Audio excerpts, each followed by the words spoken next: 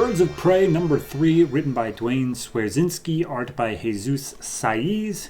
Last left off with the Birds of Prey taking a hostage of one of the invisible guys and running into Poison Ivy.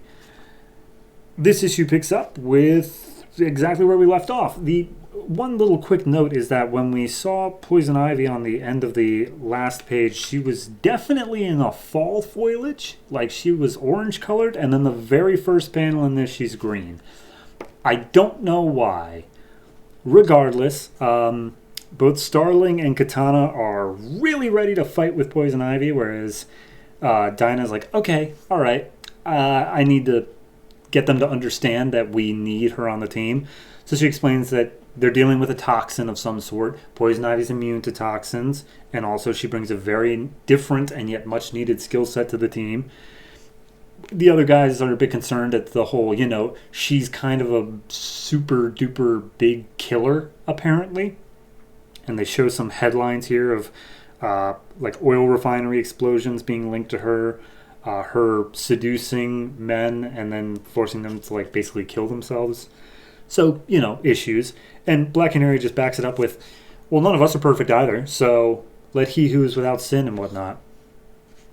And they're still thinking, okay, but still, we're not going to deal with her. So they hold her at gun/sword point, and Poison Ivy puts up a bit of a fight. She knocks away Katana's sword and has Starling's gun all wrapped up in vines. And she's like, all right, so should I take off your hand or should I just remove it at the wrist? And Starling makes the point of like, or I could not deactivate that bomb that I put it at your feet when you weren't paying attention. And Poison Ivy's impressed, but she's like, all right, well, let me show you what else I'm useful for. She goes over to the hostage and does some weird mind trick where she's like, no, I love you and you love me, so tell us all your secrets and whatnot. And apparently it works, and he starts spilling a couple of secrets. Apparently the location of the safe house that they all were holed up in, and now they have a new lead there. But he wasn't completely defenseless because he starts spouting off this nursery rhyme, Little Tommy Tucker. I don't know if that's an established one, but as soon as he starts saying it, Black Canary's brain starts burning the same way that it did before the detective reporter, I can't even remember his occupation, but before he exploded. And Starling takes notice and is like, okay, everyone run. And then the hostage explodes.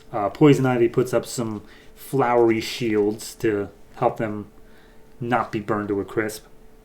And that makes it so that, okay, we trust you now. You saved our lives, and clearly you wouldn't have done that if we weren't all part of the team. So Poison Ivy apparently goes to recover somewhere, and the other three check out the safe house. They discover two names, apparently of a federal judge and the aide for a rising politician. And they're like, all right, well, we can find them, and then we can stop them before they explode, if we even know how they're doing that. And Black Canary puts together 2 and 2 that the stroke drug that we learned about in the last issue is triggered by words, and then the nursery rhyme thing here. So we basically have to stop them before they have a chance to even think, which means they got to be all sneaky and stealthy and see what happens. So we find out that these people are on the express train from Gotham to Metropolis, so they all sneak on board and they try to just do a little stealth mission.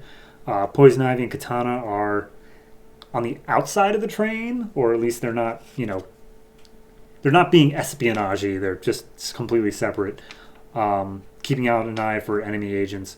Katana more so, whereas Poison Ivy is in trying to stop the train just in case things go haywire.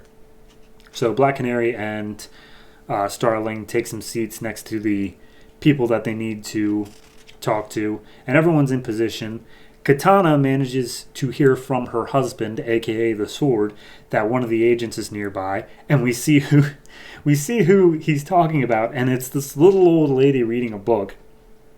But then we see that somehow through the invisible tech, the Sword can recognize, like, nope, that's just a disguise. There's actually an invisible dude there instead.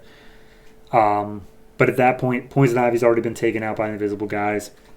Katana's in a fight, and the entire plan is just gone to shit. And at that point, Dinah starts hearing a voice in her head saying like, "Hey Dinah, you need to leave them now. Call off your team, or everybody here dies." And Dinah's like, "Who are you?" And he's like, I'm the group who's trying to set this all up. So look, we've already planted a bomb in your head. Back in the first issue, when the dude kissed you, that was him planting the necessary like components and drugs. So you're already a walking bomb, and we can set you off whenever we feel like. So Black Canary's like, "All right, everybody, mission aborted. We got to get off the train now." Poison Ivy's not really able to hear anything considering she's being shocked and tased constantly. And Katana's in the middle of a fight, but Starling's like, "I can help," and she's like, "Nope, we're done, we're over," as the voice threatens to start telling her a little nursery rhyme. And that's where we leave off. Yeah, it's fine.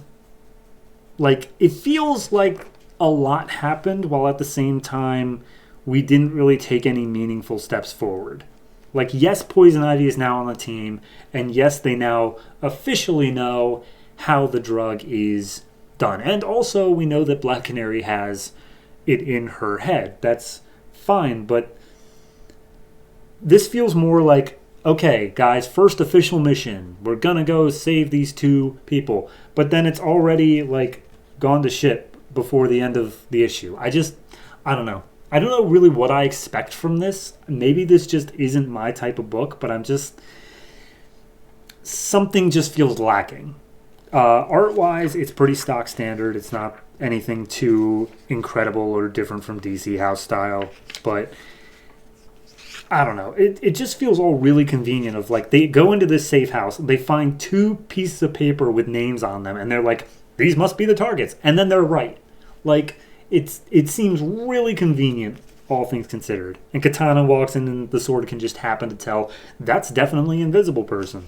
I don't know. Everything just feels convenient for the sake of the plot, and it doesn't feel earned, I guess, is my major concern with it. I will give it a 6, though, in that it's not doing anything bad. It just feels lacking, for lack of a better term. So, yeah, I'll give it a 6, and we'll see what happens next issue. Cover's got Batgirl on it, so I guess that'll be the last official member, but hey, I guess we'll see when we get there.